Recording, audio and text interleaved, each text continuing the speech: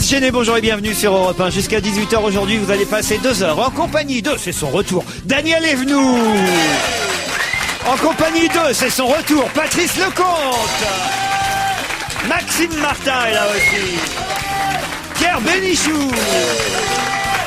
Et à la cymbale, car il dort près de sa cymbale 24 heures sur 24, Jérémy Michalak. Ah, vous allez voir, Patrice Lecomte, depuis votre dernière venue ici, il y a du changement. Déjà, la cymbale. Ça fait bizarre quand même quand il n'y a pas Jérôme Bonaldi hystérique, vous savez, qui lance les gens au début. Ah oui, il chauffe la salle de façon merveilleuse. Il faut dire que ça va, on a à peu près la chaleur qu'il faut dans ce studio aujourd'hui. Hier, il caillait un peu parce il neigeait pendant qu'on faisait l'émission. Dans le studio. À Paris, il faut quand même... si, il a neigé hier. Ah ouais, mais je dois remarquer que j'ai adoré votre tempête de neige française. C'était extraordinaire. Non, mais je me demandais vraiment comment j'allais sortir de la maison. C'était la panique totale. Bon, j'ai des questions aussi maintenant, vous savez, Patrice Lecomte. Oui. Allez, il faut répondre. On va voir si vous avez bien révisé les journaux, révisé l'actualité. Et la première question, par exemple, n'est pas toute simple. À quoi a servi le numéro DA 22 55 61 ? Grâce à ce numéro, on a conclu quelque chose d'assez terrible. C'est un numéro de voiture? Non, DA 22 55 61. Mais attendez, quelqu'un qui a frappé un gamin qui s'est enfui et, Non. François Bayrou, vous voulez dire qu'il est toujours en liberté?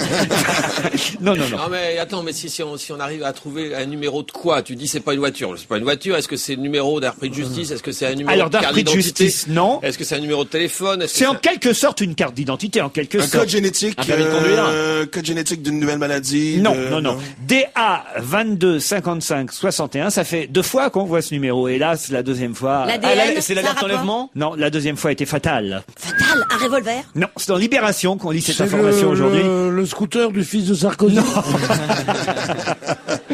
Non, pas du tout. Si vous trouvez évidemment sur quoi se trouve ce numéro, vous allez tout de suite avoir la réponse. Sur un flacon, Ce n'est pas sur un être humain. Un être humain, non. C'est pas sur un flacon. Ah, c'est sur un chien. Pas un chien.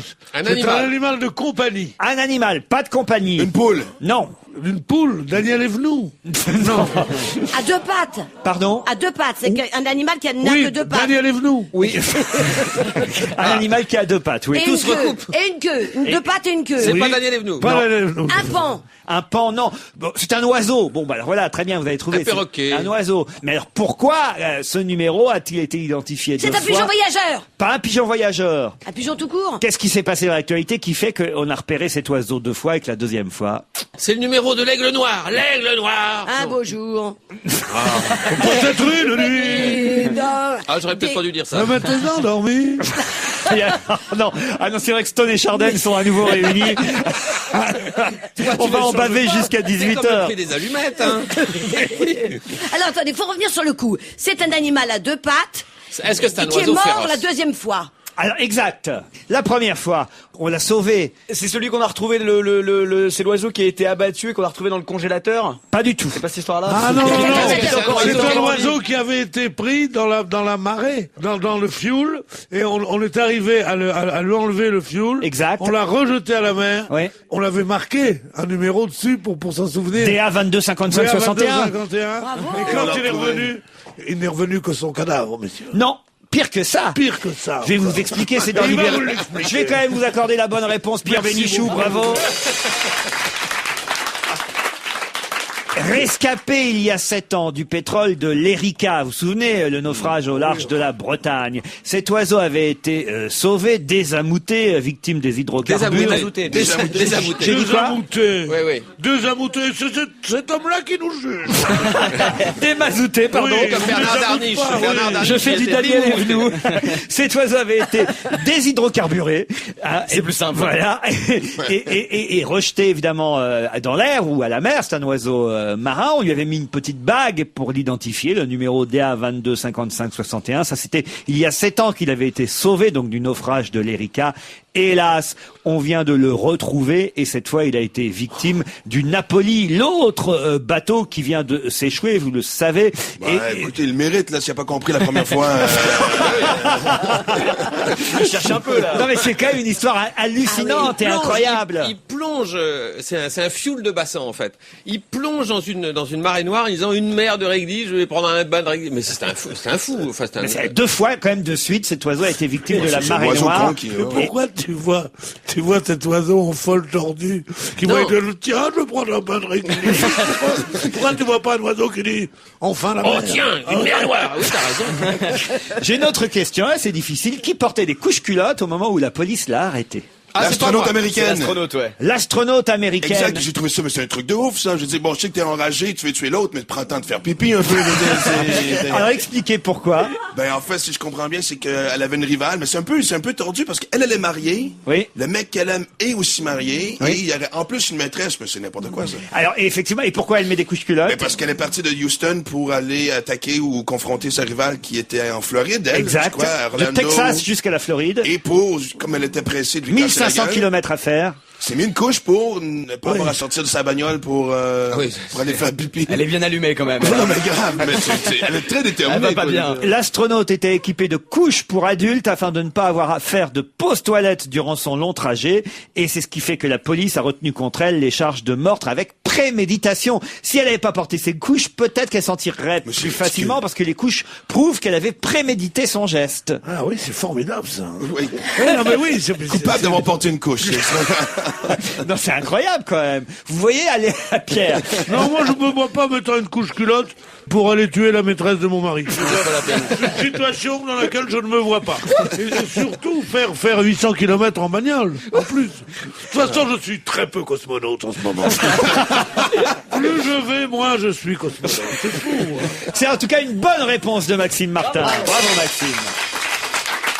Spécialiste en histoire de couches. Tous les candidats, évidemment, et tous les militants socialistes attendent avec impatience la date du 11 février. On en parle tellement qu'il risque d'ailleurs une énorme déception, peut-être le 12 au matin, mais le 11 février, Ségolène Royal doit enfin dévoiler son programme.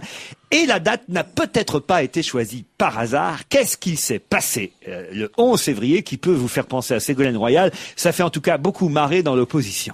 C'est la Saint Enfin, dans quelque chose. l'opposition qui est la majorité actuelle, évidemment. C'est la- ce truc. C'est pas la Saint quelque chose. Non. Il y a eu un discours célèbre qui a été prononcé le Non. 11 février. Non. C'est un 11 février d'une date très éloignée. Assez éloigné quand même. Bravo, Sous- Lecomte. Le 11 Sous Charles février Martel. le 1515. Non, mais ça, 1934 ça a évidemment un rapport. Ça a rapport avec le 6 février 34? Non, ça a un rapport indirect, évidemment, avec Ségolène Royal, et on se dit peut-être qu'elle y a pensé. Elle n'était pas née quand il s'est passé cette chose-là, un 11 février. Est-ce qu'il s'est passé des choses Un dans sa événement famille tragique, Vous d'importance? voulez que je vous donne la date, l'année? Ah Peut-être oui, que tiens. ça va rien vous donner, d'ailleurs, si Ah, je mais vous ça donne. va nous, 43. C'est comme le 11. numéro de l'oiseau, ça va rien changer. 11 février 1858. Sur 1858. Ça pouvait pas être son Alors, père. 1858.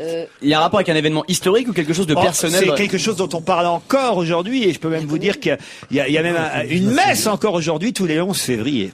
Un rapport avec Napoléon? Avec Napoléon, pas du tout. Alors peut-être ce qui peut pas vous grave. aider, c'est... Bon, vous voyez Ségolène Royal, quelle est sa particularité? Elle est C'est une belle. femme. C'est une femme. Femme. Ça, c'est une première chose. Ensuite, comment on la surnomme souvent? Bécassine. Non. La femme de Flamby. Non, il y a un autre surnom. On l'appelle, à droite, il l'appelle même... Jeanne d'Arc. Non, pas Jeanne d'Arc. Alors, Jeanne d'Arc, c'était une piste. Mais Louise Michel. Mais 1858, c'est un peu tard pour Jeanne d'Arc. Vous voyez, on l'appelle aussi, là.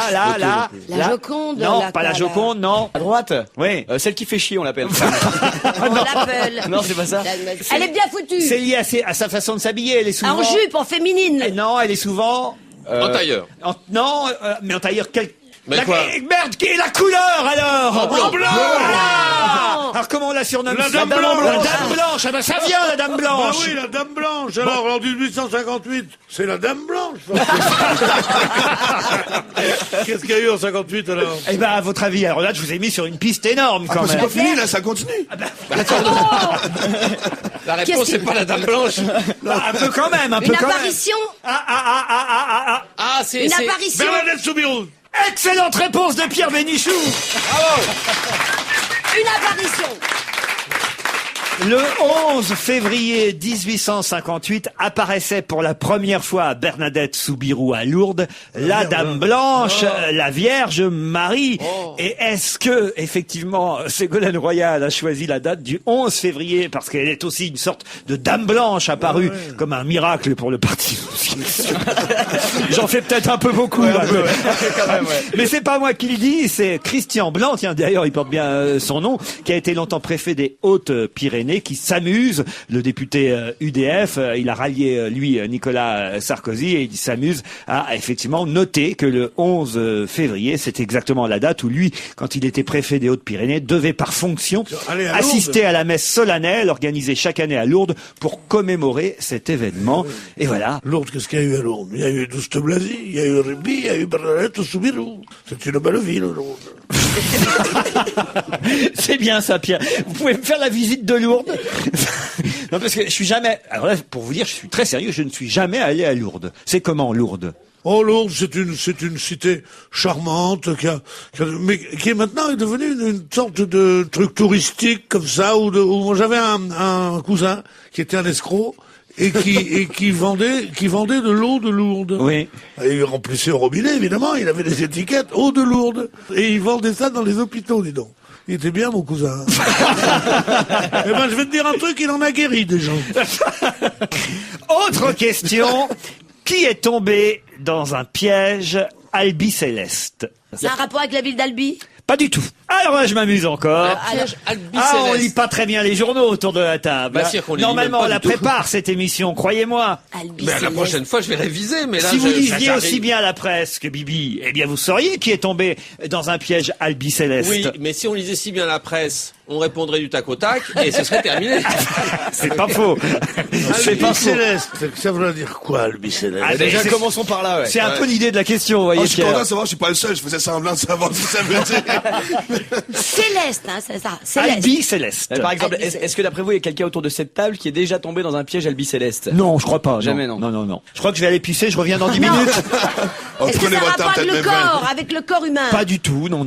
Avec un moyen de locomotion? Non, c'est plus abstrait que ça. Ah, c'est une arnaque en sorte, quoi, non? Pardon? Une espèce C'est d'arnaque, spirituel, non? c'est spirituel.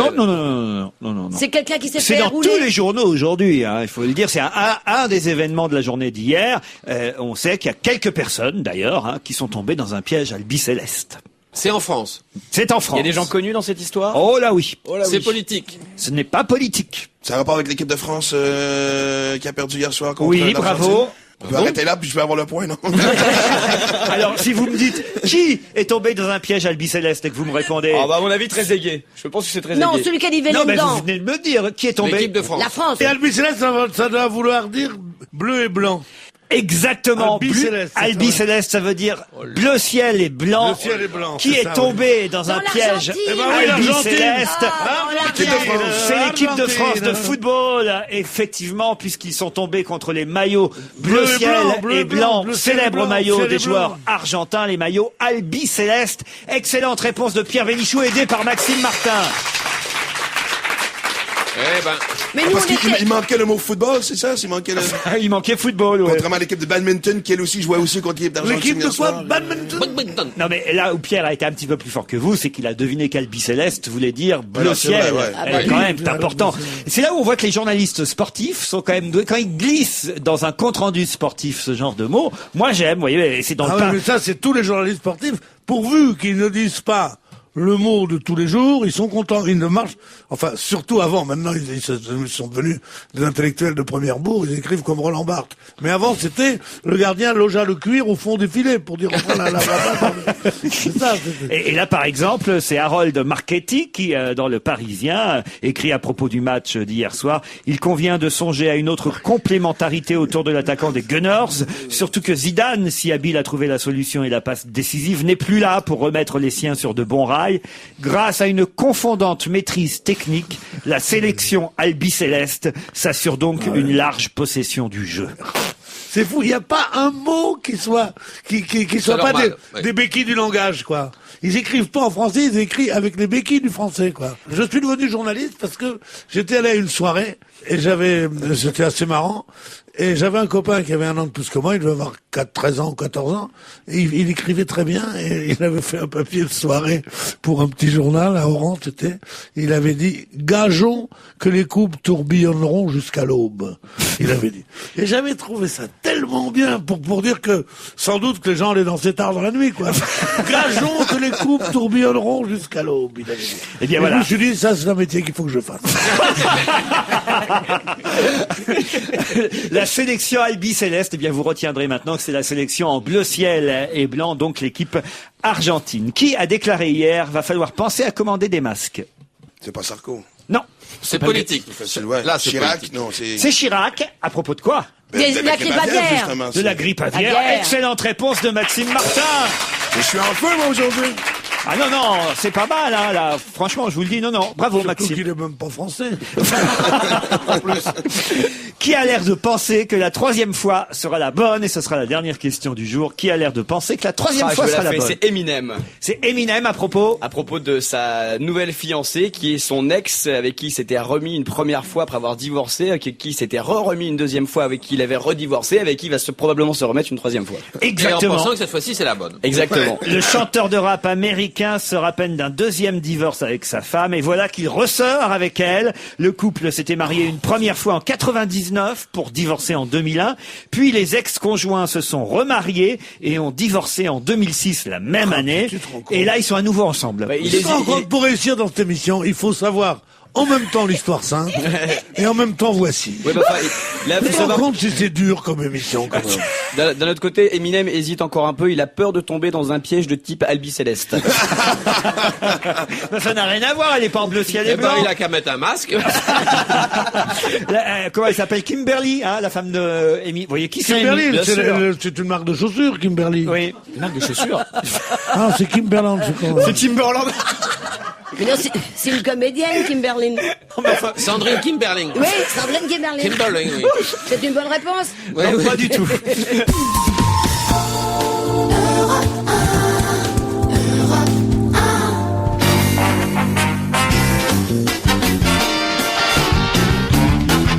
On va se gêner jusqu'à 18h avec Daniel Evenou, Pierre Bénichou, Jérémy Michalak, Patrice Lecomte, Maxime Martin. Et vous avez vu, puisqu'on va parler un peu politique, que Gilles de Robien veut vitaminer le débat politique. Parce que le débat est anémique ou... Eh ben, écoutez, en tout cas, il a créé un cercle de réflexion antidépresseur. C'est ce qui s'affichait en grand derrière la tribune de son club, le club Société en Mouvement. C'était hier à la Maison de la Chimie. Et j'ignorais qu'il n'avait pas encore choisi le ministre de l'Éducation. Moi, je pensais qu'il était derrière Nicolas Sarkozy. Eh bien non, il paraît qu'il hésite encore entre Nicolas Sarkozy et François Bayrou, avec qui pourtant il était quand même assez fâché, même s'ils étaient du même d'accord, mais parti. avant de dire à nos auditeurs qu'il est fâché avec François Bayrou, il faut dire que ça a été quand même le fondateur de l'UDF avec François Bayrou. C'est vrai. Donc c'est un de ses anciens suppôts, amis et concurrents. Et que là, il était la présence de l'UDF, parti de Bayrou, au gouvernement, et on lui avait dit... C'est un suppôt qui avait fondu quand même, hein, il faut dire. Enfin, c'est en tout cas normal qu'il en ait pas plus. Quelle image! Quelle image! Non, c'est... Non, je sais pas, tu veux pas essayer de tirer un peu cette émission vers le haut? Non, si tu veux qu'on dise pipi caca tout le temps, et le suppôt a fondu, j'explique à mes amis, Robien est un type qui à l'UDF, et après ça, Bayrou a trouvé qu'il était trop inféodé. On peut dire inféodé ou Ouais, on bien peut pas, sûr. oui, d'accord. Ça fait un C'était peu trop- journaliste Quand sportif. il y en a qu'un. Quand ils sont deux, ça fait deux féodés, mais s'il y en a qu'un. était un peu trop inféodé à l'UMP. Et c'est ça qu'ils se sont engueulés, et c'est devenu deux frères ennemis. Et bien maintenant, v'là-t-il pas qu'un bruit court qui va voter pour Bayrou. Ah là, comment qu'on raconte l'histoire? Maxime. Est-ce qu'on peut prendre...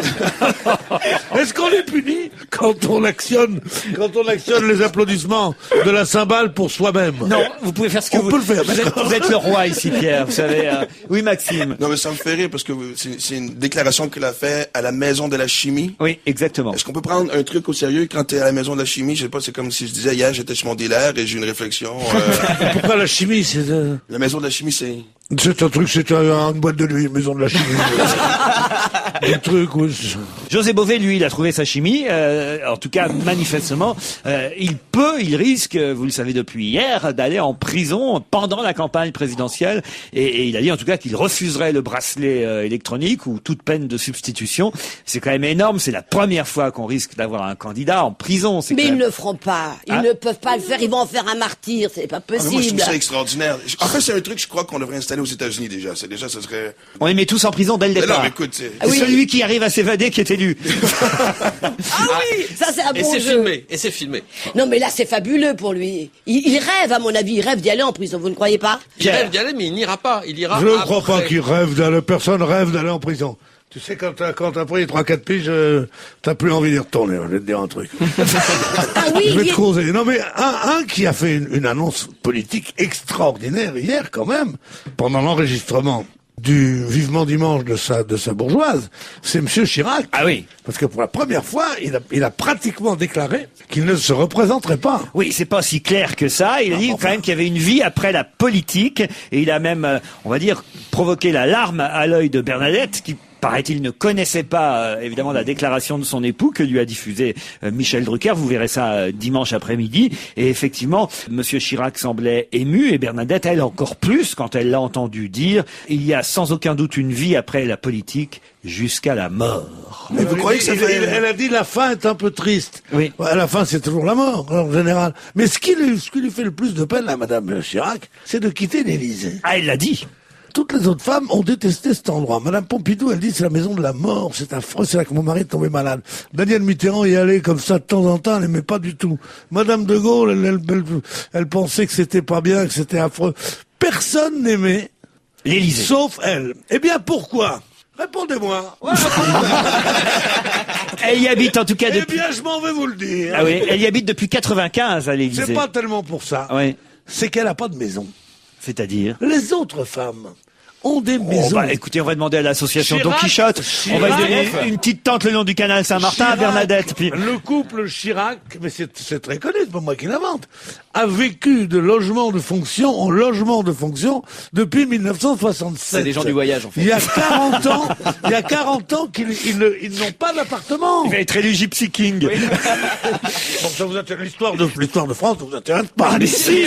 Non, non. J'écoute, monsieur. Bah, je croyais qu'ils avaient quand même le château de Bitty en Corrèze. Mais c'est loin. C'est un truc pour le week-end.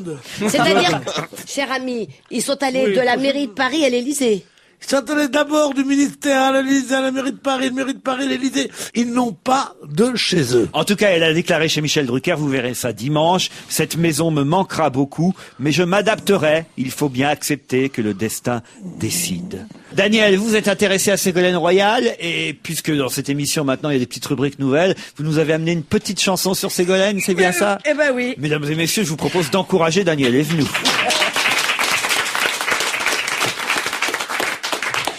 Elle s'appelle Ségolène Royal, elle est depuis peu en campagne. Un soir devant la télé, elle se presse. Montebourg osa, je le confesse, devant tout le monde parler de ses stress que l'élection provoque dans les rangs du PS. Depuis un certain petit voyage, elle craint le moindre dérapage, comme cette fois où un mot l'embrouille. Dans son cerveau, elle tripatouille et balance le mot bravitude. Non, tout le monde s'est moqué, mais c'est comme d'habitude. Elle sait que l'Élysée est devant elle, que Sarko la lâche pas d'une semelle. Et quand elle pense à lui tout de suite, c'est un mauvais rêve qui l'habite. Elle le voit sortir sa carte et lui dire tiens ma grande discute pas, on t'embarque. Et quand son téléphone il sonne, faut que ce soit un type qui déconne. La Corse est un sujet pointu qui sur la longueur évolue peut très vite vous casser un élu à qui il est dur de parler sans qu'il y ait des déçus. Ainsi en campagne quand on traîne, faut en prendre de la graine. Peu importe le véhicule, n'ayons pas peur du ridicule. Dites-leur simplement je t'en prie, employez des mots simples et faites-moi de chichi. Voilà.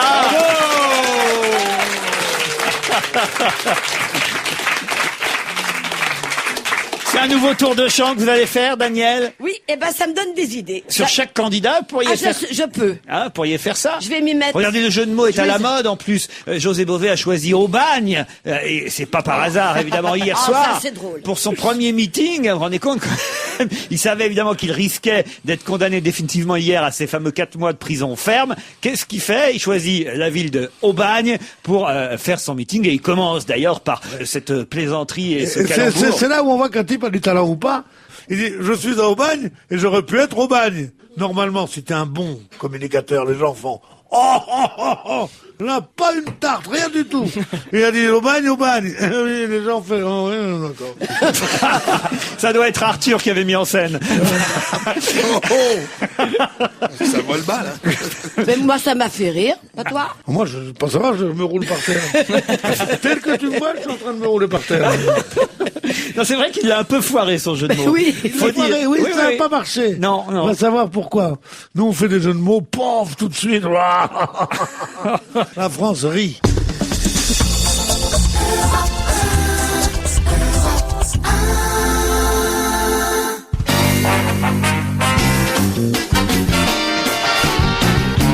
On va se gêner. Pierre Bénichou, Patrice Lecomte, Jérémy Michalak, Daniel Evenou, Maxime Martin.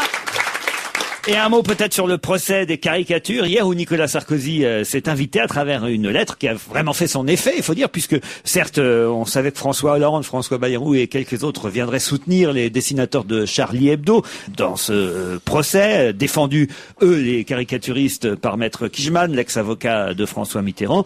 Et du côté des associations musulmanes, c'est l'avocat de Jacques Chirac, Maître Spissner, qui assurait la défense. Et c'est vrai que l'arrivée d'un seul coup de la lettre de Nicolas Sarkozy qui dit moi j'ai été en gros j'ai été caricaturé, vraiment j'ai souvent été victime des dessins, mais c'est la liberté de la presse, et même si je peux comprendre que les musulmans aient pu être choqués par ces caricatures, il faut que ces caricatures aient le droit d'exister. C'est un bon coup que fait Nicolas Sarkozy avec cette lettre. Très bon coup. La France est un pays où on a tellement blasphémé sur le catholicisme, qui est quand même, sinon plus la religion d'État, mais quand même qui a été très longtemps, qui est toujours la religion majoritaire, que merde, on peut bien rire de Moïse ou de Mahomet, moi je trouve, puisqu'on a tellement ri de la Vierge et de notre Seigneur Jésus-Christ. Oui, mais a-t-il le droit de parler alors qu'il est ministre des cultes? C'est la question que je vous pose. Nicolas Sarkozy? Il est ministre des cultes. Ministre des cultes. Il est Oui. 2 fois ministre en ce moment, de l'intérieur et des cultes. Oui, regardez-moi bien.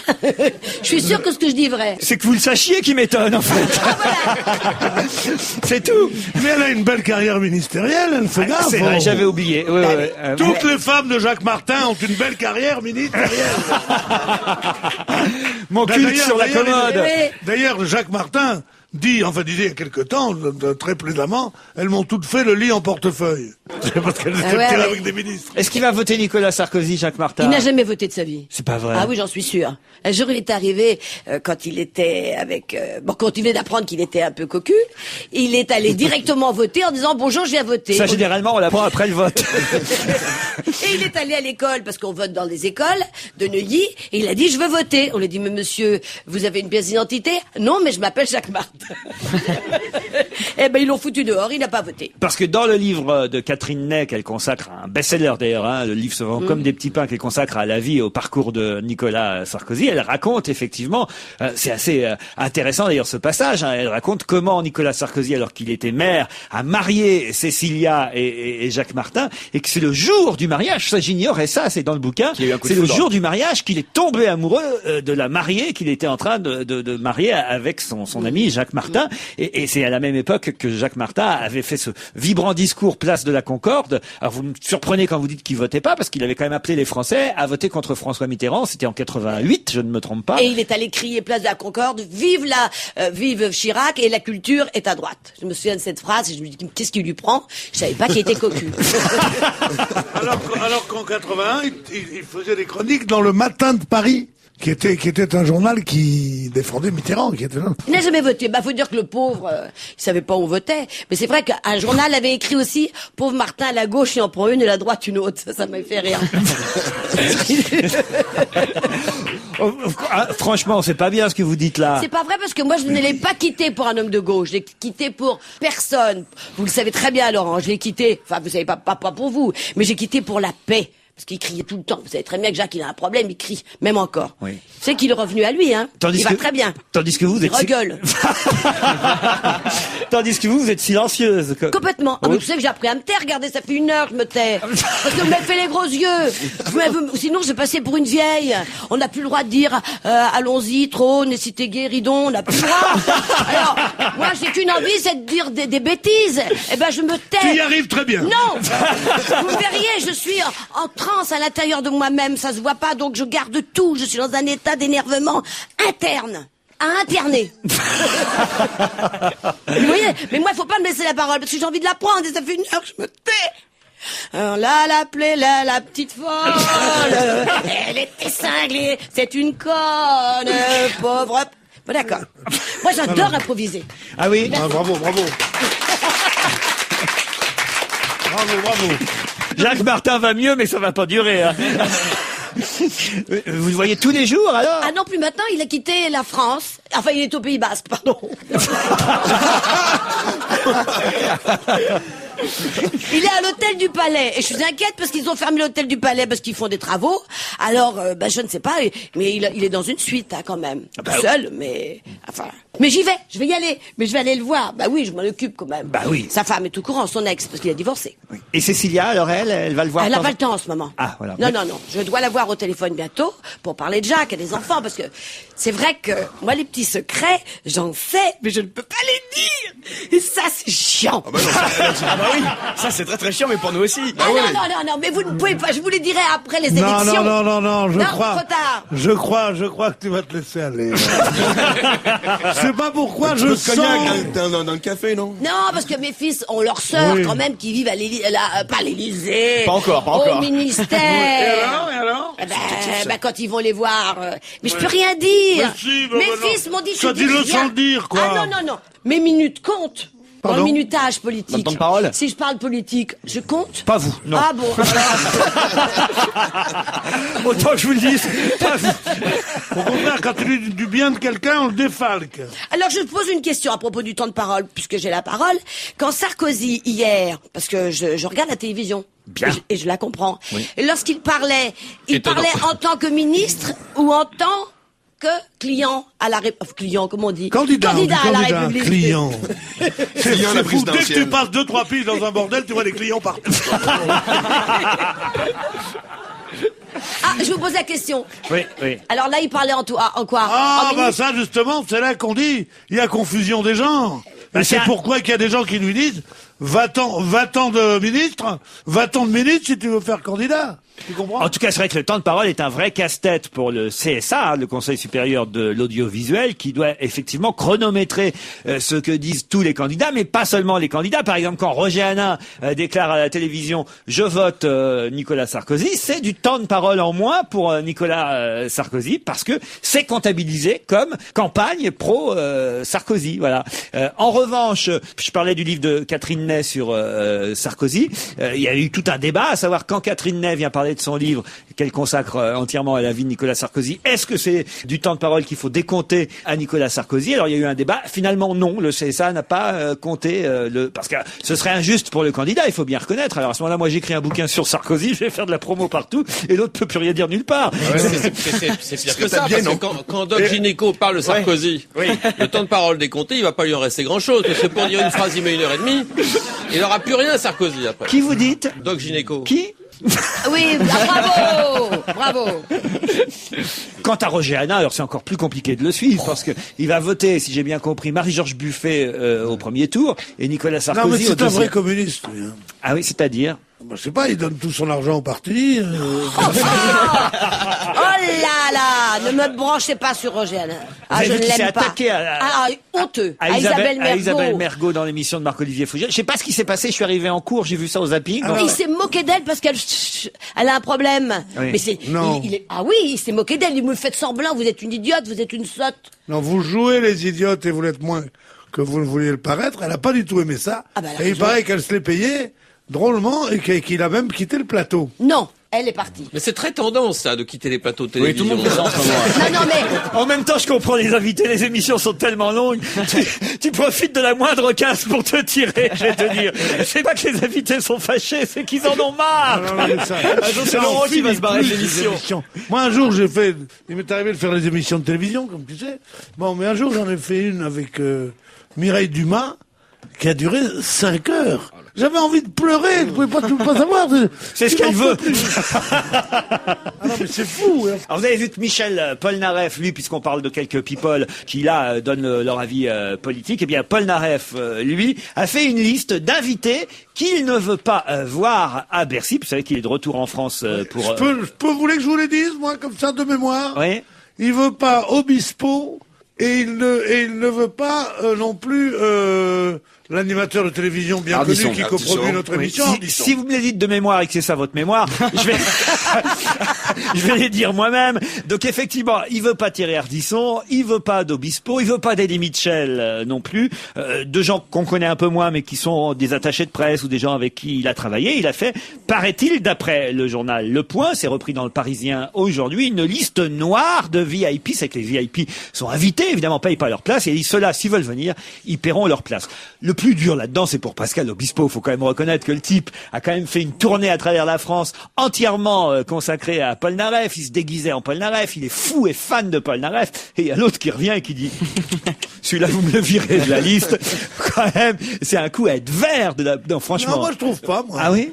Mais oui, je peux imaginer tout à fait que quelqu'un qui vous imite du matin au soir, alors qu'on est pour des raisons fiscales ou pour des raisons un peu obligé d'être en dehors de son pays, et que l'autre chante tous vos succès et prend tous vos succès, quand on revient, on dit allez, casse-toi. Je ne dis pas du tout qu'il a raison, mais on peut tout à fait expliquer qu'un type ne veuille plus voir son clone quand il revient dans son... D'accord, mais enfin, Eddie Mitchell, ça serait sous prétexte qu'Eddie Mitchell aurait raconté qu'ils avaient bu des coups ensemble et qu'ils étaient bourrés avec Johnny Hallyday il y a pas si longtemps que ça, quand ils étaient allés aux États-Unis. Non, mais ce qui est redoutable là-dedans quand même, c'est ridicule. C'est que là, il publie une liste noire de gens qu'il ne veut pas inviter gratos, mais si ça se trouve, ces gens, ils voulaient même pas y aller à son concert. Ah, Obispo aussi, je pense qu'il avait envie. Non, mais d'y dans les aller. autres, Thierry Ardisson, ça se trouve, il en a rien à foutre de le concert de Thierry Polnareff. Ardisson, il comprend pas. Il dit, Et ce qui est très bizarre quand même, c'est que le concert aura lieu du 2 au 14 mars à Bercy, donc c'est quand même dans 15-20 jours par là, et on nous dit que toutes les places sont pas encore vendues. Donc c'est bizarre quand même ce genre de coup de promotion quand une salle est pas pleine encore. Vous voyez ce que je veux dire? Ah, c'est un bon point, ça. Est-ce que je suis sur la liste? Patrice Lecomte. Ah non, vous êtes interdit de liste. Ah ben non, mais je ne comptais pas y aller. Tu vois? Ah ben moi je rêve d'y aller voir Ah Polnareff. Alors j'étais inquiet. Je vais me dire à la fin de l'émission on appellera Paul Vermus pour savoir si je suis. Bon, Après autrement je Polnareff, on paierais. appelle Paul Je ferais Vermus, comme oui. tout le monde. Après tout, il a raison. On peut bien payer notre place. C'est un événement quand même le retour de Polnareff. Ouais, c'est vrai. Mais Obispo, lui, il a quand même reçu une poupée qui faisait non, non, non. Pierre, vous chantez très bien. Ah, mais j'adore, moi, ces chansons de Polnareff. Ah oui, ça permet d'arrêter Pierre la cymbale. Alors, vous êtes invité à Bercy, dans les chœurs, il paraît, Pierre. Non, je ne suis pas invité à Bercy parce qu'on ne m'invite pas dans ce genre d'endroit. Vous seriez capable de chanter Je ne suis qu'un homme, par exemple? Non, parce que je ne mens jamais. On ira tous au paradis? On ira tous au paradis. On ira. Avec la liste noire, il a fait une nouvelle version, Michel Polnareff. Ah oui? Ça fait on ira tous au palais de Bercy, sauf toi. Vous ne serez pas VIP. Crois pas ça. Allez, on se retrouve après les flashs de 17h. Laurent Ruquier et toute sa bande, jusqu'à 18h sur Europe 1. On va se gêner, c'est la deuxième partie. Nous sommes ensemble depuis 16h avec Daniel Evenou, Jérémy Michalak, Patrice Lecomte, Maxime Martin, Pierre Bénichou. Et un mot sur François Bayrou. On a évoqué à peu près tous les candidats, enfin pas tous, mais on a parlé de José Bové, Ségolène Royal, Nicolas Sarkozy dans la première heure, et on n'a pas encore parlé de François Bayrou. Et il ne faudrait pas qu'on soit accusé par le candidat UDF d'ostracisme, lui qui dit être boudé par les médias et qui n'ira peut-être pas, ça c'est quand même une des nouvelles de ces dernières 48 heures, il n'ira peut-être pas à l'émission de TF1. J'ai une question à vous poser. Mission à laquelle Nicolas Sarkozy a participé en numéro 1 lundi dernier. C'était lui qui avait accepté d'essuyer les plâtres. Lui, François Bayrou, est effectivement invité à y participer le 26 février prochain, mais il dit qu'il y réfléchit. D'ailleurs, le producteur Dominique Ambiel, ex-conseiller de Jean-Pierre Raffarin, compte porter plainte, d'après ce qu'on a pu entendre, contre François Bayrou. Pourquoi ? Parce que Bayrou dit « J'ai des doutes quant à aller dans cette émission où les questions sont effectivement posées par des téléspectateurs, mais tout ça étant préparé par des gens qui travaillent pour l'UMP, je ne suis pas certain que j'ai intérêt à y aller. » Et Ambiel veut porter plainte pour ça. Ouais. Bah, il dit les propos du président de l'UDF portent gravement atteinte à l'honneur et à la considération de l'entreprise et de son président. Voilà. Peut-être que Ségolène Royal voudra pas y aller elle non plus, parce que vous savez qu'elle aussi s'en est pris, c'était dimanche soir ou lundi soir, à la Carpentier aux médias, en disant que les médias étaient aux mains du pouvoir. En fait, elle a compris que ça marchait très bien pour Bayrou, cette affaire-là. C'est peut-être pas faux d'ailleurs totalement ce qu'ils disent l'un et l'autre. Alors, Pierre Bénichou, à votre avis? Moi, je crois toujours que les journalistes sont moins coupables qu'on ne le dit, et les gens qui organisent des débats, et qu'il est bien évident qu'il faut connaître les questions, ne serait-ce que pour pouvoir les grouper. Si on a 50 auditeurs qui viennent, 50 participants au débat qui viennent là et il y en a 42 qui ont la même question, c'est emmerdant. Oui. Donc, la vraie bonne foi serait qu'un Poivre d'Arvor ait toutes les questions et que pour rien au monde, il ne les montre au candidat. Mais ça, je ne suis pas dans ça. Parce que présentement, il les montre. Je ne sais pas. On ne sait pas. On peut l'accuser de ça. On ne peut pas dire qu'ils organisent des débats truqués, non. Après, ils sont bien obligés de connaître les questions. Ils connaissent les questions, mais après, il y a une vraie liberté d'intervention. C'est une émission qui est en direct. Si quelqu'un a envie d'en reposer une deuxième, c'est ce qu'ont fait d'ailleurs les 2 ou 3, effectivement, téléspectateurs qui ont un peu embêté Nicolas Sarkozy, l'un avec son scooter, l'autre qui l'a accusé de raciste, le troisième qui l'a accusé d'être homophobe.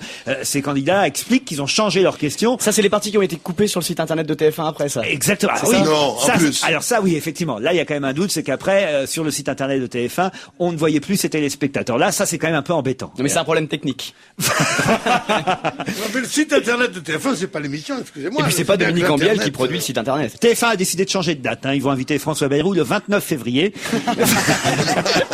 Comme ça, l'affaire est réglée et on n'en parle plus. Je suis sûr qu'il ira, Bayrou, moi. Arlette Laguillet est toujours aussi chouette. C'est un sondage qu'il dit 58% des Français indiquent avoir une bonne opinion d'Arlette Laguillet. C'est pas pour autant qu'ils vont voter pour elle, parce que si elle fait 58% au premier tour, elle sera élue au second.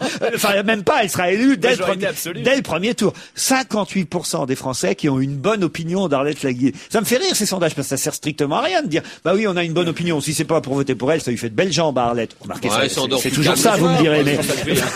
Non, elle s'endort plus calmement le soir. Elle s'endort, et puis sur son traversin, elle dit on m'aime bien, et puis pouf, elle dort. Et puis... bah oui. C'est pas mal. Alors, où ils en sont dans les signatures? Arlette, elle va les avoir, a priori, sans problème. Elle aurait déjà un peu plus de 510 promesses de signatures. C'est le Parisien qui fait le point aujourd'hui sur les différents candidats. François Bayrou, Marie-Georges Buffet, Ségolène Royal, Nicolas Sarkozy. Évidemment, aucun souci. Ils ont obtenu les 500 promesses des maires pour être candidats. Arlette, ça devrait passer. Alors, il y a la catégorie il rame. Dans la catégorie il rame, il y a par exemple Dominique Voynet. Ça m'épate que Dominique Voynet n'arrive pas à obtenir ses 500 signatures, mais c'est ce que nous dit le Parisien. Nicolas Dupont-Aignan, on s'en doutait un peu. Corinne Lepage, c'est moins étonnant aussi. Philippe de Villiers aurait du mal aussi à obtenir ses 500 signatures. Olivier Besancenot, pareil. Frédéric Nious, je crois que c'est le candidat des chasseurs, chasse, pêche, nature et tradition. Non mais alors je pensais lui, alors franchement, qu'il aurait... Vous êtes merveilleux en France. Pourquoi? Les noms des partis, je trouve ça extraordinaire. Ah oui? On a bien le parti du plaisir même chez nous. Avec Cindy Liaba. Non, ben là ça je voterais pour ça. Alors il y en a qui sont désespérés. C'est Jean-Marc Governatori. Je comprends qu'il soit désespéré parce que moi je savais même pas qu'il cherchait des signatures. Je sais pas qui c'est.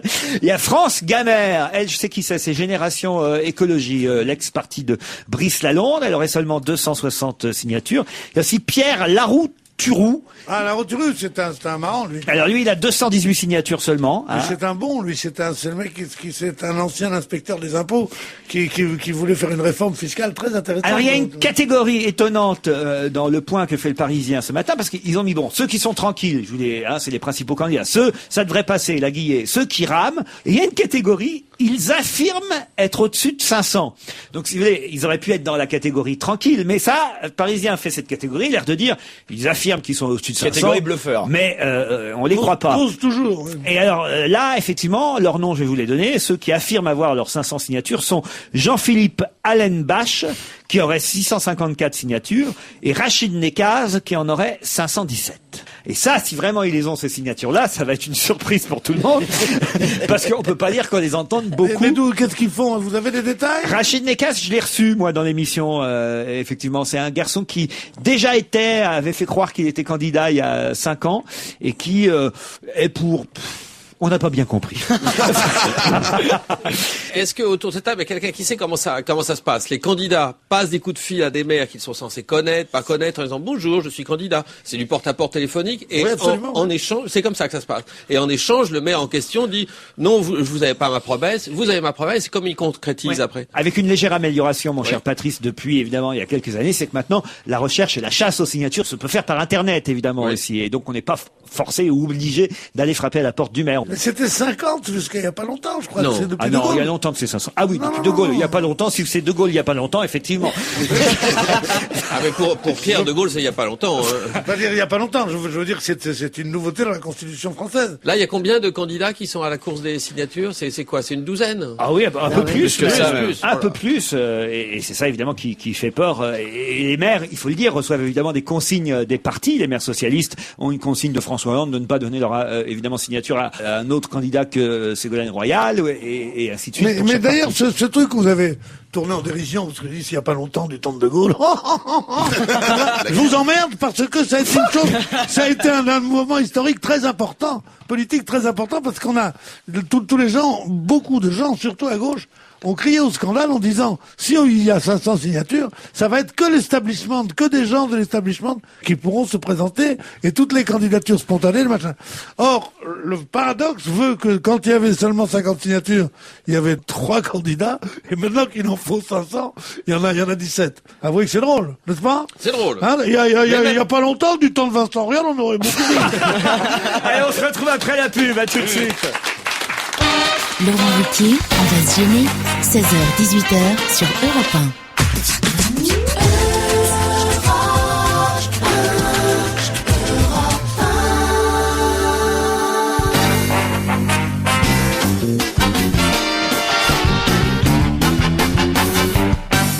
On va se gêner toujours. Patrice Lecomte, Maxime Martin, Jérémy Michalak, Daniel Evenou, Pierre Bénichou et au téléphone un autre Pierre, ce n'est pas Pierre et fils parce que c'est avec Pierre Richard qu'il triomphe au Théâtre des Variétés, c'est Pierre Palmade. Bonjour Pierre. Bonjour Laurent. Pierre Palmade, effrayé, c'est le titre d'une bande dessinée que j'ai entre les mains. J'ai d'ailleurs vu Marc-Olivier Fogiel en faire la promo et même l'offrir à Isabelle Mergo qui ignorait, elle avait l'air déçue que vous ne lui ayez pas dit, qui ignorait qu'il y avait une BD sur vous Pierre. Ça vient de sortir, on m'a proposé d'écrire des petits scénarios, des scénarii, pardon, avec un dessinateur qui s'appelle Biberlu, qui m'a dessiné pas très avantageusement, mais en tout cas je trouvais que ça permettait de faire pas mal d'expressions. Je sais pas, je suis très fan de Claire Bretéché, très fan de Lausier, sans estimer que je leur arrive encore à la cheville, mais voilà, je me suis lancé dans des petites histoires que j'aurais peut-être pas pu jouer en sketch ou pas pu faire en court-métrage, parce que en bande dessinée, voilà, on peut se permettre des choses qu'on peut pas se permettre dans d'autres arts. Alors on a bien compris, vous écrivez les petites histoires et c'est donc Biberlu qui fait le dessin, vous dessinez pas encore, Pierre. Alors, et l'idée, c'est que je me suis mis dans des situations embarrassantes, comme ça m'arrive depuis 38 ans.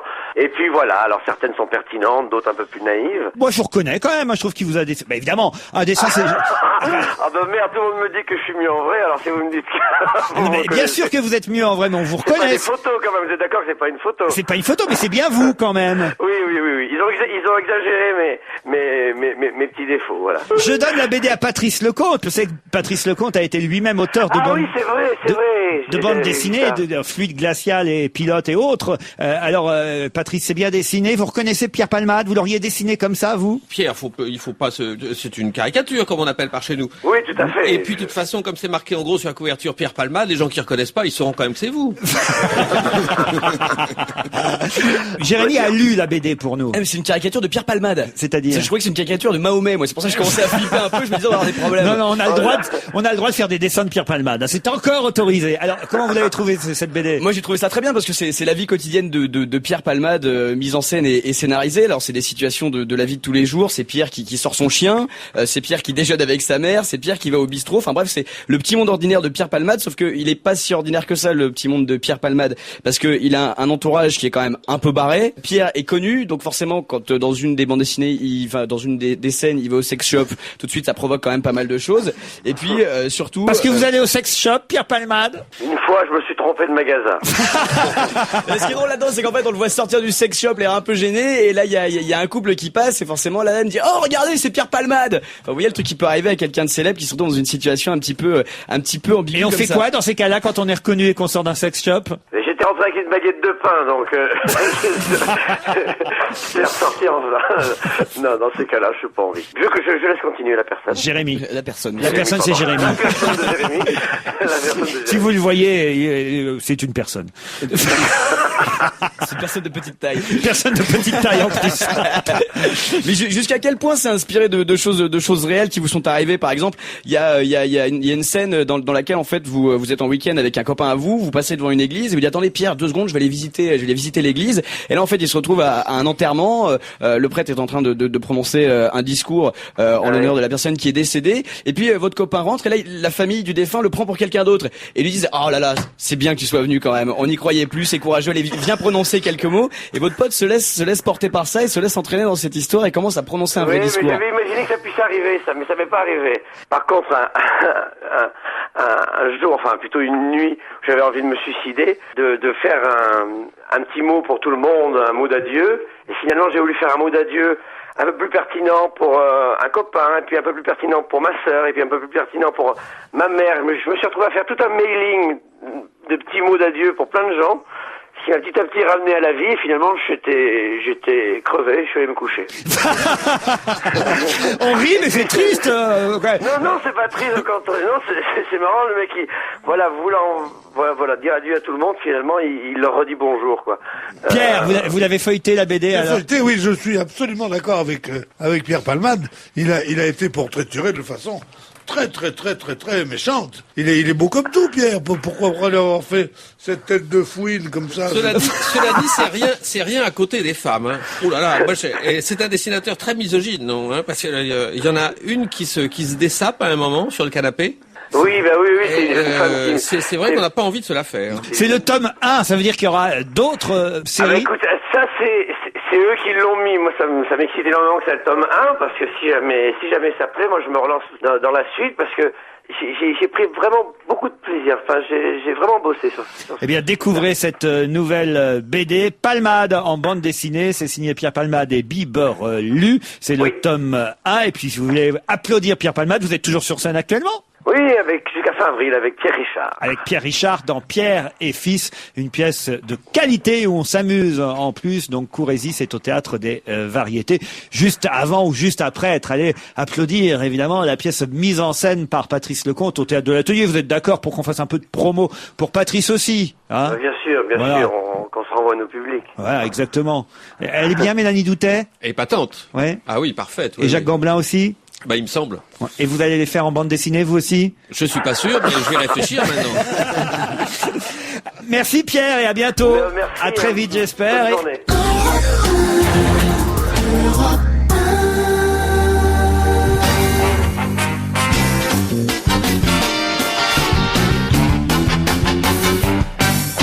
On va se gêner jusqu'à 18h, c'est l'heure de Serge Liado. Bonjour Serge. Bonjour Laurent, bonjour à tous. Et le quiz, surtout les résultats du quiz, puisqu'hier vous aviez lancé 12 chanteurs qui, il faut le dire, avaient pour point commun d'interpréter l'amour et surtout les effets produits par l'amour dans tous ses états, comme vous le disiez vous-même, cher Serge. Et les chroniqueurs avaient plutôt été perspicaces hier, puisque sur 12, ils en avaient quand même trouvé et identifié 9, c'est bien ça? Il y en avait 9 de trouvés, mais je sais qu'il y en avait un qui était particulièrement difficile à trouver. Alors, dites-moi, est-ce qu'il a été trouvé? Et tout a été trouvé. C'est un auditeur qui s'appelle Gérard qui a gagné et qui a identifié les 3 chanteurs manquants. On réécoute tout le quiz et je vais vous donner la réponse, évidemment, sur les chansons en question. Je ne peux pas dire l'effet que tu me fais. Piaf avait été identifié, évidemment. Tel qu'il est, il me plaît, il me fait de l'effet. C'était Renaud. Personne n'avait identifié Renaud hier. Isabelle Aubray avait été trouvée. Même chose pour Dick Rivers. Cette fille m'échauffe les sangs, comme un adolescent. Je déraille bon sang. Ça, c'était Alain Chamfort qui n'avait pas été trouvé hier. Mon manège à moi. Étienne Dao, identifié. Michel Delpech, évidemment.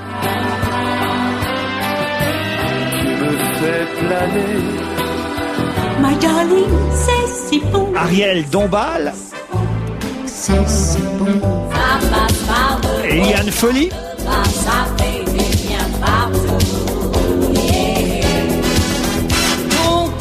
On avait même trouvé hier Alice Donna. Puis un matin on s'aperçoit. Et c'est le prochain qui était très dur. Que ce n'est rien. Le prochain, personne ne l'avait trouvé. Ce que c'est dur d'être soi-même. La passion cachée sous la peau, le sang qui me monte au cerveau, la main tendue vers le couteau. C'était Jacques Higelin. Il fallait trouver Jacques Higelin. Et le dernier, Jodassin, on l'avait trouvé hier. Bravo Serge. Et bravo surtout à Gérard qui a donc gagné 2 places pour aller applaudir Jean-Luc Lemoyne dans son one-man show au théâtre du Temple. Il a gagné aussi 3 kilos de sucre offert par Jérôme Bonaldi. Ça c'est sympa ça. Ça c'est des beaux cadeaux. Ça c'est plutôt sympa. Est-ce qu'on peut offrir des places pour vous Maxime Martin? Avec grand plaisir. Où et quand, comment? Moi je suis au Trévise du mardi au samedi jusqu'au 3 mars. À quelle heure? 21h30. 21h30, 2 places donc pour Maxime Martin au Trévise. Est-ce qu'il reste des petites places pour aller voir votre pièce, Patrice Lecomte? Oui, enfin il en reste, mais pas. Il faut s'y prendre à l'avance, quoi. Mais oui. On lui en donne une? Oh bah oui. Allez, une. Un strapontin, ça vous va? Assis par terre. Pour voir Confidence trop intime, Jacques Gamblin et Mélanie Doutet au théâtre de l'Atelier. Bah voilà, il est gâté notre auditeur Gérard. Voilà, mais il faut dire qu'il avait réussi à identifier effectivement Jacques Higelin qui manquait dans le quiz. Laurent, j'avais dit qu'il y aurait peut-être un petit plus en fonction de l'invité difficile à trouver, Jacques Higelin. Eh bien, c'est Pierre Barou qui m'avait communiqué ce document. Ce sont des enregistrements très anciens de chez Sarava, dont il était le producteur, dont il est toujours le producteur, et il fait un spectacle à l'Européen le 14 février. J'ai donc 2 invitations pour ce spectacle de Pierre Barou le 14 février, jour de la Saint-Valentin. Bon, j'espère que Gérard aura, notre auditeur, les moyens de venir jusqu'à Paris, parce que c'est vrai qu'on offre des spectacles, on me l'a fait remarquer, qui sont tous à Paris, mais c'est vrai que c'est pas facile non plus, parce qu'on sait pas à l'avance, évidemment. On sait pas à l'avance de quelle région va venir l'auditeur qui va trouver la bonne réponse. Il faudrait qu'on ait des places de spectacle pour toute la France dans tous les... Absolument. Et en plus, il faut dire pour nos auditeurs jeunes, parce qu'il n'y a pas que des vieux comme vous ici, qui est Pierre Barou. C'est lui qui est quand même l'auteur de Shabanabana et À bicyclette, qui sont 2 des plus jolies chansons. Il a aussi été un grand producteur et éditeur, puisque c'est lui qui a découvert Morane, Brigitte Fontaine, Areski, Higelin, etc. Serge Liado, merci Serge. Merci, à demain. Danielle est impatiente, je sais, parce que mardi prochain, c'est la Saint-Valentin. C'est mercredi. Ah, il y a une dame, elle est encore plus impatiente. Alors, elle dit, oh putain, c'est long, mercredi. Moi, je pensais que c'était mardi, le 14 février. Non, c'est J-7, là. 14 février, c'est mercredi prochain. Danielle, vous attendez qu'on vous offre des fleurs ce jour-là, toujours? Ah ben, j'espère bien, au moins une rose. Non. c'est votre mari. Bah oui, depuis 23 ans. 23 ans. Qui l'eût cru? Même pas moi. Mais est-ce que le jour de la Saint-Valentin, on n'espère pas que ce soit quelqu'un d'autre, franchement, normalement. Non. Oui, mais on peut pas le dire à la radio. Vous, alors, par exemple, Maxime, est-ce que la Saint-Valentin, c'est quelque chose qui... Moi, la Saint-Valentin... Est-ce que vous la fêtez d'abord au Québec? Oui, c'était en couple, forcément, oui. J'adore toujours ces questions. Ah, tu es tout seul, Je suis tout seul. Moi, tu veux qu'on la passe ensemble? J'y pense tout le temps le lendemain. Et je lui dis, zut, va encore falloir attendre 1 an. Donc vous, Maxime, vous êtes célibataire. Ouais, merci de me le rappeler encore une fois. Donc vous, Maxime, vous êtes célibataire. Merci de me le rappeler encore une fois.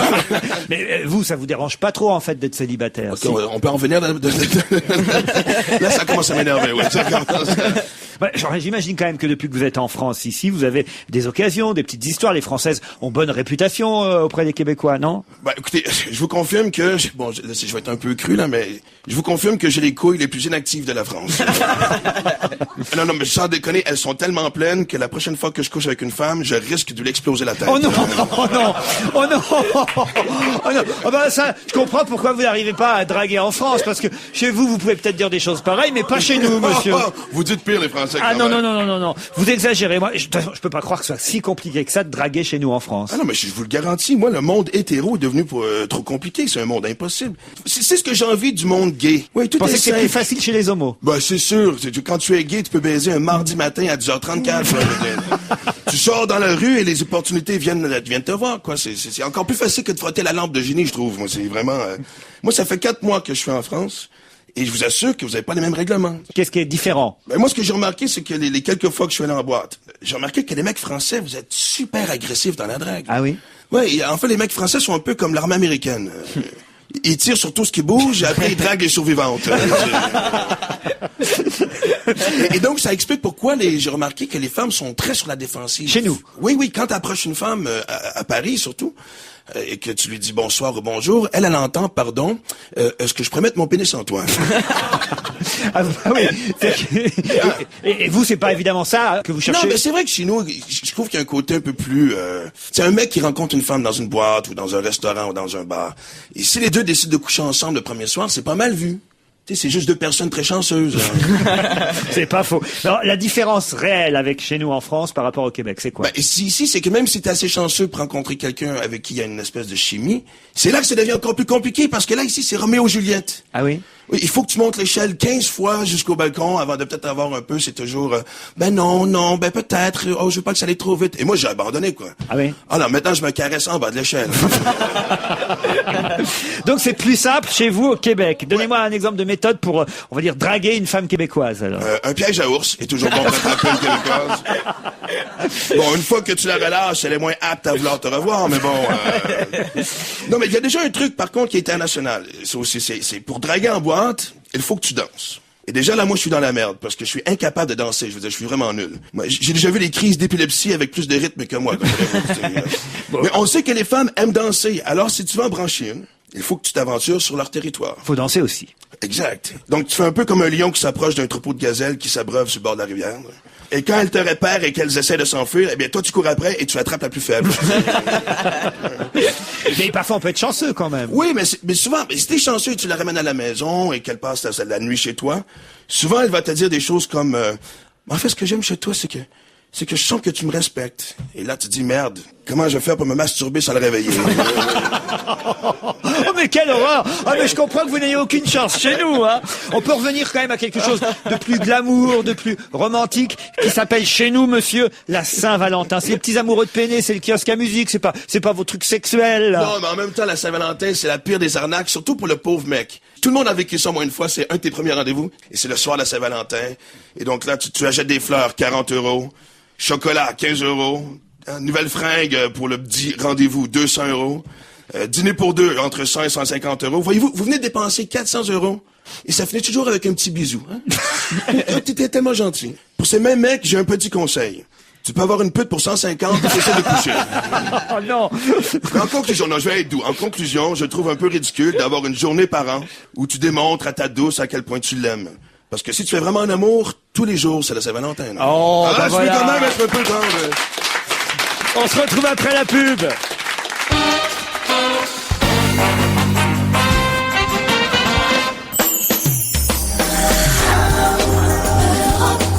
Parlons-nous. Parlons-nous.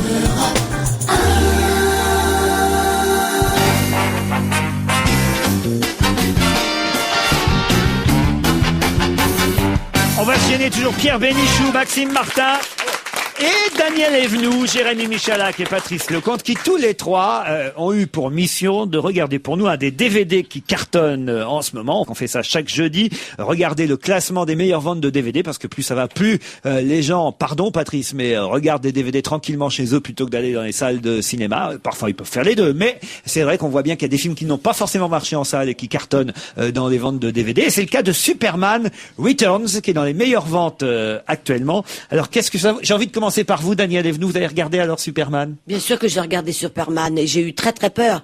Mais j'ai adoré. Là où j'ai eu la trouille, c'est quand j'ai cru qu'il était mort. Ah. Pas Superman. Et il est beau, mais attends, il est beau le type. Moi j'aimerais. Tiens, c'est un Saint-Valentin bientôt, j'aimerais tellement qu'un Superman m'emmène. Il s'appelle Brandon Routh, comment on l'appelle? Brandon Routh. Brandon quelque chose. Voilà. Comment ils ont fait pour qu'il ressemble au premier Superman? À Christopher ils se Reeves. ressemblent. Et elle, la belle, qu'est-ce que je l'envie quand elle met ses petits pieds sur ses pieds qui s'envolent au-delà de la terre. Puis j'ai pleuré. Il y a un problème quand on regarde ce genre de film. Moi, ça me muscle parce que je suis tellement crispée. Que je suis une femme musclée. Ah, c'est pour ça que t'es musclée. Oui. C'est grâce à Superman. Et puis après, j'ai regardé. Alors le problème, c'est que je me suis trompée de cassette. Enfin, le truc rond. De disques. J'ai d'abord mis les rushs. Fallait les bonus. Les bonus. Et j'ai pas trouvé le français. Je comprenais rien du tout. J'ai vu que les trucages. Et j'ai vu que d'un coup, Superman, écoutez, quand il vole dans l'espace, en fait, il est sur 2 boîtes en carton. Il y a plus de trucs. C'est le trucage. On ne devrait pas regarder le trucage. Mais oui, je trouve que c'est ridicule, moi, ces bonus, parce que ça vous dépoétise tout. Si tu vois Superman sur 2 boîtes en carton, après ça, tu imagines les. Il faut les regarder après le film, pas avant, évidemment, comme Daniel. Je me suis trompée, mais après, moi, j'ai adoré. Je regrette pas. Je pense qu'il y a une chose, c'est à retourner le voir. Jérémy, pas tout à fait pareil que Daniel.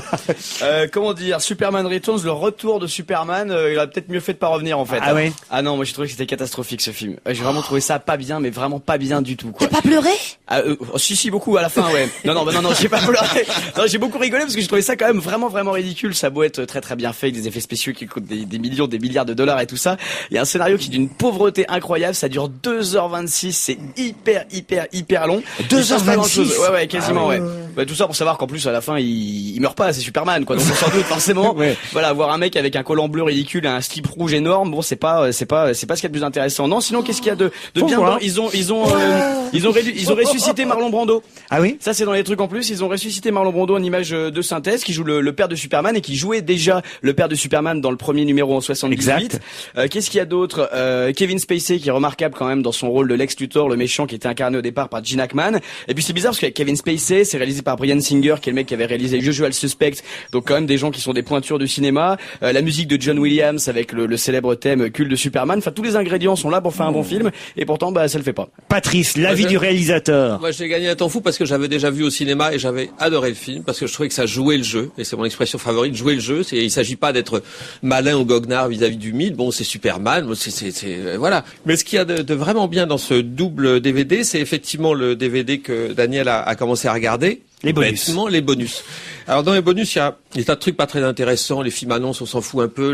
La résurrection de Marlon Brando en image de synthèse, c'est vrai qu'on s'en tape un peu également. Mais en revanche, il y a une espèce de making-of, mais qui est plutôt intelligent parce qu'il montre toute la préparation du film et ce making-of s'arrête le premier jour de tournage. Donc c'est pas un making-of sur le tournage du film, mais sur la préparation. Et on se rend compte de plusieurs choses. C'est que c'est un beans énorme, ce dont on n'a jamais vraiment conscience quand on voit les films, mais c'est démesuré, c'est dément. Et que, à la tête de ça, de ce beans, il y a un vieux producteur, un vieux crabe de producteur, c'est extra, mais Bryan Singer, les scénaristes, c'est des gamins, ils sortent juste du lycée, mais ils sont limite culottes courtes, et ils ont une espèce de train électrique géant à leur disposition, et c'est très marrant parce qu'une grosse partie du cinéma américain est faite par des gens qui écrivent ces histoires-là, qui sont des très jeunes gens, par des réalisateurs qui viennent du clip ou d'ailleurs, qui sont des gens très jeunes, et c'est incroyable. Le réalisateur, le casting aussi de Superman, c'est vachement bien. Enfin, c'est vraiment bien. Bon, bien vous conseillez, vous comprenez que ça marche. Alors. Oui. Ah bah oui. DVD Superman Returns. Pierre, ils vous ont donné envie de le regarder? Ah oui, moi j'ai bien aimé le premier parce que je connaissais le producteur du premier Superman qui a fait toute sa fortune. Il s'appelait Saltzman. Oui, Saltzman. Bon, Saltzman, c'est un type génial parce que ils sont producteurs de père en fils. Et le grand-père avait inventé Greta Garbo. Le père, que j'avais connu, moi, avait fait des films avec Orson Welles, ces choses. Et le fils, qui foutait rien, ils étaient tous ruinés, tous les trois. Ils vivaient dans un fond d'un appartement, comme ça, à Paris. Il a dit, tiens, je vais aller à Hollywood.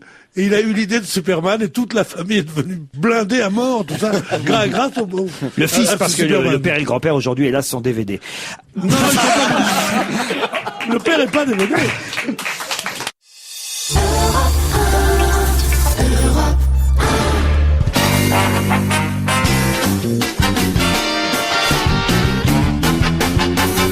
Maxime Martin, Patrice Lecomte, Jérémy Michalak, Daniel Evenou, Pierre Bénichou.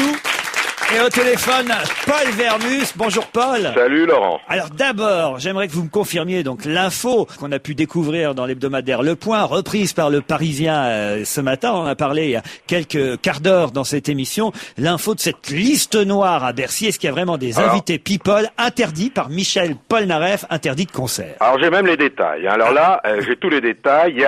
C'est confirmé. Il y a une blacklist qui a été envoyé à TF1, qui est partenaire des concerts de Polnareff. Ça, c'est la première chose. Je vais vérifier. Alors, ça fait 34 ans que Polnareff n'était pas venu en France. Il était poursuivi par le fisc. Donc, il est à Bercy du 2 au 14 mars. C'est quasiment complet. Donc, Jean-François Copé sera pas invité non plus. Alors, pas de doute, hein, Laurent, c'est un vrai règlement de compte. Et par qui est orchestré ce règlement de compte? Je vous le donne en mille. Par sa productrice, elle s'appelle Annie Fargue. Alors c'est un personnage tout à fait étonnant, c'est une ancienne des jeunesses communistes, elle était jadis fiancée de l'écrivain Camus, et elle pratique des méthodes qu'on appellerait aujourd'hui staliniennes. Elle a toutes ses fiches sur tout le monde. Ah oui. C'est absolument vrai, vérifié, vraiment. Alors, parmi les bannis, il faut savoir pourquoi on est banni. Alors, il y a le fameux Fabien Lecoeuvre, c'est son ex-attaché de presse, c'est le biographe de Michel Polnareff, et c'est surtout l'homme de la résurrection. C'est grâce à Lecoeuvre que Polnareff a eu la une de Paris Match en 2004. Ça, faut le savoir. Alors ensuite, il y a Christophe Rocancourt. Mais pourquoi il veut plus de lui alors? Parce que il est atteint de paranoïa aiguë. Et puis, je vais quand même vous dire une chose, c'est une opération à l'américaine de marketing parfaitement organisée. Je veux dire par là, l'essentiel, c'est qu'on en parle. Évidemment. Prêt à tout pour remplir la salle, parce que c'est rempli à Paris, mais il part ensuite en tournée en province, et il faut remplir. Alors ensuite, il y a Christophe Rocancourt. Pourquoi est-il fâché Rocancourt, l'escroc mondain? Parce que l'escroc mondain l'aurait arnaqué. Oui, ça c'est remarqué, logique, là, je comprends. Bon, alors ensuite, il y a Pascal Obispo. Il faut pas oublier que Pascal Obispo a fait connaître Polnareff aux jeunes. Les jeunes ne le connaissaient pas, Polnareff, hein. Il a repris 7 de ses titres, et ce disque a été un vrai succès, hein. Donc, bon, hop, terminé, viré. Alors, on trouve sur cette liste noire des choses absolument invraisemblables. Alors, on dit qu'Eddie Mitchell n'est pas interdit de séjour, en fait. Eddie Mitchell adore blaguer, il aime bien boire, et il y a eu des dîners un peu marrants, et Polnareff a appris que dans ces dîners, on se moquait de lui et on lui donnait des surnoms parfaitement ridicules. Comme? Oh, j'oserais pas vous le dire, mais comme la tapette de Los Angeles. C'est pas vrai. Ouais, alors. Bon, j'ai rien dit, hein. Vous serez pas invité à Bercy non plus, vous. J'ai rien dit. Alors, bon, et puis il y a une multitude de surnoms comme ça, mais bon. Ensuite, il y a le compositeur Paul de Senneville, vous savez, qui a écrit tous les bateaux, tous les oiseaux, et qui était directeur de son ancienne maison de disques à Z. Alors, il lui reproche probablement d'avoir mal distribué ses disques, d'être à l'origine des enquêtes fiscales. Est-ce que je sais tout ça? Alors on parle même de Thierry Ardisson qui l'aurait surnommé l'Arlésienne. Alors vous demandez à Thierry Ardisson, il s'en souvient absolument pas. Pierre, vous vouliez intervenir pendant que Paul Vermus parlait, pourquoi? Non, c'était le portrait d'Annie Fargue qui m'amusait, mais c'est un portrait de fiction qui est tout à fait charmant, parce qu'elle n'a jamais été aux jeunesses communistes, c'était la meilleure amie d'Anouk Aimé, elle a vécu une longue histoire d'amour avec Polnareff. Justement, celui que t'appelles la tapette. Elle a vécu une longue histoire d'amour avec lui à Los Angeles. Pierre Bénichou, je suis absolument pas d'accord avec ce que vous dites. Vous parlez de ce que vous ne connaissez pas. Ah oui, d'accord. Alors ne dites pas de bêtises, c'est son âme damnée. Et ça, tout le monde le sait. Et là, vous me parlez des années 70. Non, mais vous êtes en train de me raconter que les jeunesses communistes et amis de Camus, enfin, vous êtes bien, je vous le prouverai, je vous donnerai les preuves. En 1960, mon Pierre pauvre ami. Bénichou, vous ne savez pas tout. Quand j'enquête, je sais ce que je dis. Non, pas du tout. Bah, écoutez, c'est pour ça que vous êtes si mignon. Ouais, bon, allez, je vous embrasse.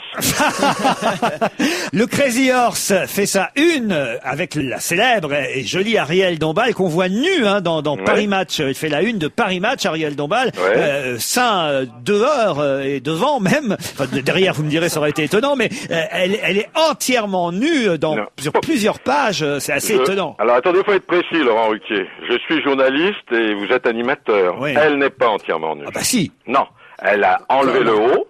Elle n'a pas enlevé le bas. En tout cas, elle est canon sur ces photos. Ça, elle est canon, ça, c'est le moins qu'on puisse dire. Alors, il y a une révolution au Crazy Horse, faut le savoir. Hein. Le Crazy Horse connaissait de sacrées difficultés financières à cause de la concurrence du Pink Paradise et du Stringfellow. C'est des clubs de striptease. Ça n'a rien à voir. Le Pink Paradise et quoi? Et le Stringfellows, ce sont... Ne me dites pas, il n'y a rien à voir, vous parlerez quand vous connaîtrez. Soyez gentil de pas m'interrompre, je vous donne des informations sérieuses.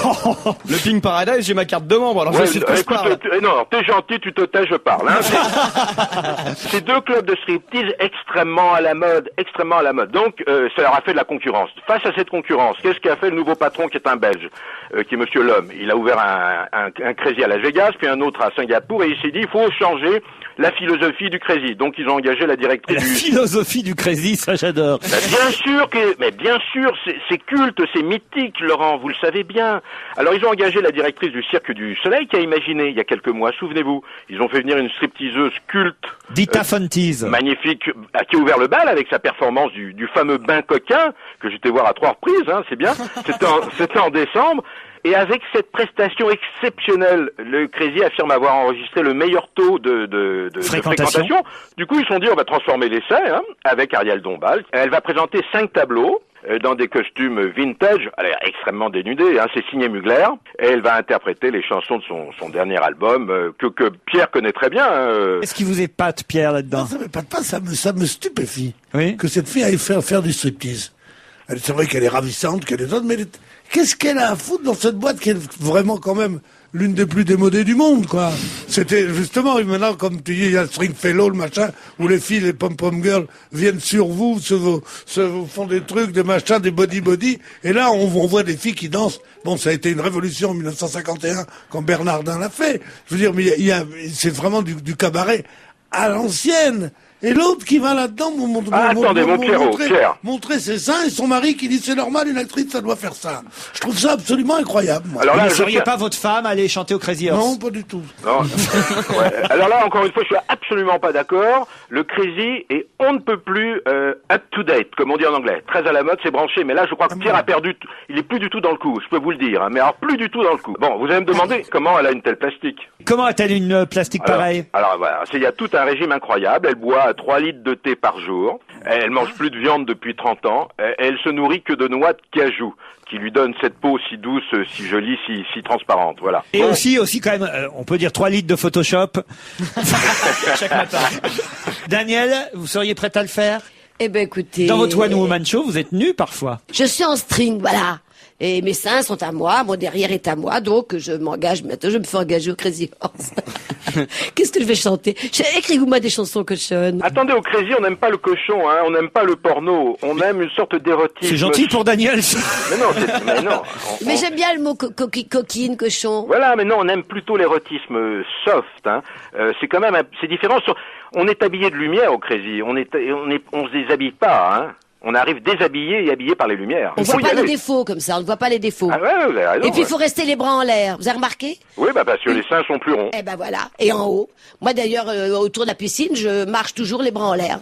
Je dis bonjour, qui veut boire quelque chose? Je reste pendant 1 heure les bras en l'air. Allez, merci Paul Vermus. Et nous on se retrouve demain à 16h. Bye bye.